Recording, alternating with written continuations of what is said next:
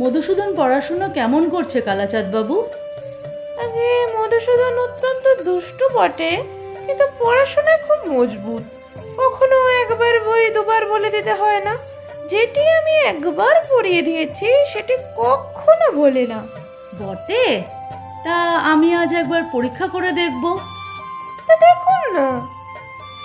কাল মাস্টারমশাই এমন মার মেরেছেন যে আজও পিঠ চচ্চর করছে। আজ এর শোধ তুলব, ওকে আমি তাড়াবো। কেমন রে মেধো, পুরনো পড়া সব মনে আছে তো? মাস্টারমশাই যা বলে দিয়েছেন তা সব মনে আছে। আচ্ছা, উদ্ভিদ কাকে বলে বল দেখি, যা মাটি ফুঁড়ে ওড়ে? একটা উদাহরণ দে। কেঁচো। কি বললি? রসুন মশাই, এখন কিছু বলবেন না। তুমি তো পদ্যপাঠ পড়েছ। আচ্ছা, কাননে কি ফোটে বলো দেখি? কাঁটা। কি মশাই, মারেন কেন? আমি কি মিথ্যে কথা বলছি? আচ্ছা, সিরাজউদ্দৌলাকে কে কেটেছে? ইতিহাসে কি বলে? পোকায়। আগে মিছিমিছি মার খেয়ে মরছি শুধু সিরাজদৌল্লা কেন, সমস্ত ইতিহাস খানাইকেই পোকায় কেটেছে। এই দেখুন। ব্যাকরণ মনে আছে? আছে। কর্তা কি, তার একটা উদাহরণ দিয়ে বুঝিয়ে দাও দেখি। আগে, কর্তা ও পাড়ার জয় মুন্সি। কেন বলো দেখি? তিনি ক্রিয়াকর্ম নিয়ে থাকেন। তোর মাথা। আগে মাথা নয়, ওটা পিঠ। ষষ্ঠী তৎপুরুষ কাকে বলে? জানি নে। ওটা বিলক্ষণ জানি, ওটা ষষ্ঠী তৎপুরুষ। অঙ্ক শিক্ষা হয়েছে? হয়েছে।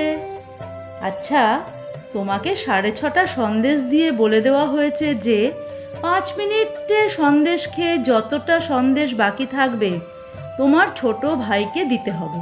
একটা সন্দেশ খেতে তোমার 2 মিনিট লাগে। কটা সন্দেশ তুমি তোমার ভাইকে দেবে? একটাও দেব না। কেমন করে? সবগুলো খেয়ে ফেলবো, দিতে পারবো না।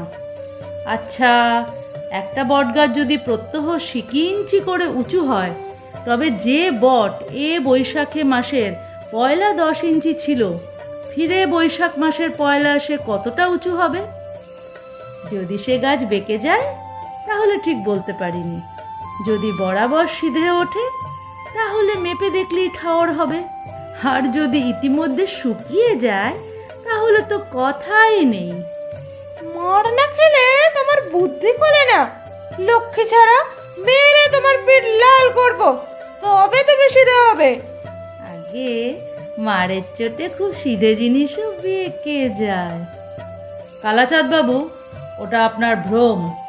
মারপিট করে খুব অল্প কাজই হয়।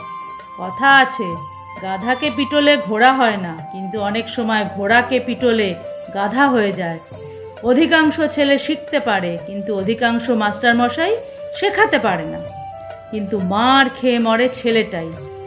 আপনি আপনার বেত নিয়ে প্রস্থান করুন, দিন কতক মধুসূদনের পিঠ জুড়োক, তারপরে আমিই ওকে পড়াবো। আহ, বাঁচা গেল। বাঁচা গেল মশাই, এ ছেলেকে পড়ানো মজুরের কর্ম, কেবলমাত্র ম্যানুয়াল লেবার। 30 দিন একটা ছেলেকে কুপিয়ে আমি 5টি মাত্র টাকা পাই। সেই মেহনত মাটি কোপাতে পারলে নিদেন 10 টাকাও হয়।